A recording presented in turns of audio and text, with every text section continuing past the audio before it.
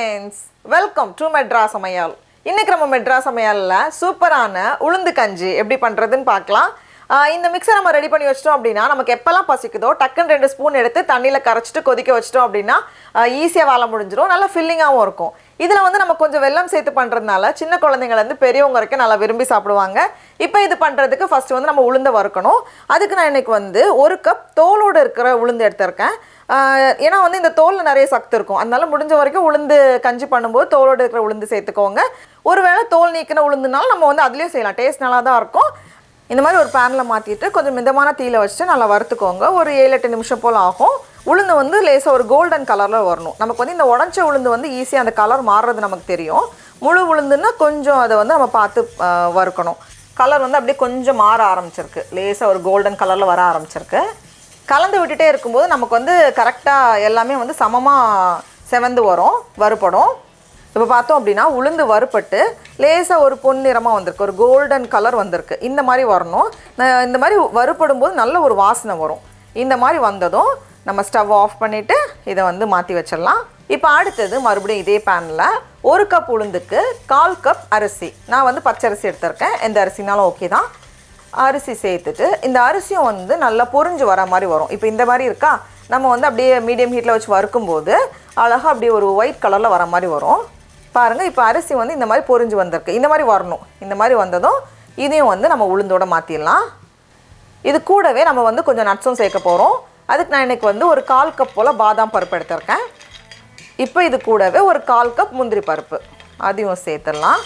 இந்த மாதிரி நட்ஸ் சேர்த்து பண்ணும்போது இன்னும் ரொம்ப நல்லாயிருக்கும். வெறும் பாதாம் மட்டும் சேர்க்குறதுனாலும் ஓகே, வெறும் முந்திரி பருப்பு சேர்க்குறதுனாலும் ஓகே தான். இப்போ இந்த மாதிரி லைட்டாக வறுப்பட்டு வந்ததும் இதில் வந்து வாசனைக்காக 4 ஏலக்காய், 3லேருந்து 4 ஏலக்காய் சேர்த்துட்டு மறுபடியும் லைட்டாக கலந்துட்டு நம்ம ஸ்டவ்வை ஆஃப் பண்ணிடலாம். அவ்வளோதான். இப்போ நம்ம வறுத்து வச்சுக்கக்கூடிய உளுந்து அரிசி இருக்குல்ல, இதை வந்து ஃபஸ்ட் நல்லா பவுட்ரு பண்ணிட்டு வந்துடலாம். நம்ம எவ்வளோ நல்லா நைஸாக அரைக்க முடியுமோ அந்தளவுக்கு நல்லா நைஸாக அரைச்சிக்கோங்க. அப்போ தான் வந்து நமக்கு அந்த கஞ்சி நல்லாயிருக்கும், நல்லா க்ரீமியாக இருக்கும். இப்போ இது கூடவே நம்ம வறுத்து வச்சுருக்கோம்ல முந்திரி பருப்பு, பாதாம், அப்புறமா ஏலக்காய், அதையும் உள்ளே சேர்த்துடலாம். சேர்த்துட்டு மறுபடியும் நல்லா எவ்வளோ நல்லா பவுட்ரு பண்ண முடியுமோ அந்த அளவுக்கு நல்லா பவுட்ரு பண்ணி எடுத்துகிட்டு வந்திருக்கேன். திட்டு திட்டாக இல்லாத மாதிரி ஓரளவுக்கு நல்லா அரைச்சிக்கோங்க. இந்த மாதிரி நம்ம வந்து ஒரு டைட்டான டப்பா போட்டு வச்சிட்டோம் அப்படின்னா நமக்கு எப்போ வேணுமோ அப்போ வந்து இதுலேருந்து ஈஸியாக எடுத்து நம்ம ரெடி பண்ணிடலாம். இப்போ வந்து நம்ம கஞ்சி எப்படி பண்ணுறதுன்னு பார்க்கலாம். இப்போ 2 பேருக்கு பண்ணுறோம் அப்படின்னா நான் வந்து 1/2 கப் சேர்க்க போகிறேன். ஏன்னா வந்து நம்ம மாவு ரொம்ப கம்மியாக சேர்த்தோன்னாலும் நமக்கு அந்த சத்து கிடைக்காது. ஒரு ஆளுக்கு ஒரு 1/4 கப் வர மாதிரி நம்ம வந்து சேர்த்துக்க போகிறோம். கூடவே கொஞ்சம் தண்ணி, 3/4 கப் போல் தண்ணி, அது நல்லா கரையிறதுக்கு ஏற்ற மாதிரி தண்ணி சேர்த்துக்கோங்க. ரொம்ப அதிகமாக வேண்டாம். இந்த அளவுக்கு தண்ணி சேர்த்து நல்லா கரைச்சி வச்சுருக்கேன். இப்போ ஒரு பேனில் 2 கப் தண்ணி சேர்த்துக்கோங்க. இது வந்து 500 ml. தண்ணி வந்து இந்த மாதிரி கொஞ்சம் சூடாகி வந்ததும் நம்ம கரைச்சி வச்சுருக்கோம்ல உளுந்து அந்த மிக்ஸு, அதை வந்து நல்லா ஒரு வாட்டி கலந்துட்டு உள்ளே சேர்த்துடலாம். சேர்த்துட்டு நம்ம வேக வைக்கும்போது ரொம்ப ரொம்ப ஈஸியாக நம்ம வந்து ரெடி பண்ணிடலாம். பாருங்கள், இந்த மாதிரி கலந்துகிட்டே இருக்கும்போது ஃபஸ்ட்டு வந்து கொஞ்சம் தனியாக இருக்கிற மாதிரி தான் இருக்கும். அது வேகும்போது கொஞ்சம் அப்படியே நல்ல ஒரு கஞ்சி பதத்துக்கு வரும். இப்போ பார்த்தோம் அப்படின்னா இந்த அளவுக்கு கொஞ்சம் கெட்டியாக வந்திருக்கு. இந்த ஸ்டேஜில் வந்து இனிப்புக்காக நான் வந்து மொத்தத்தில் 4 டேபிள் ஸ்பூன் நாட்டு சக்கரை சேர்க்குறேன்.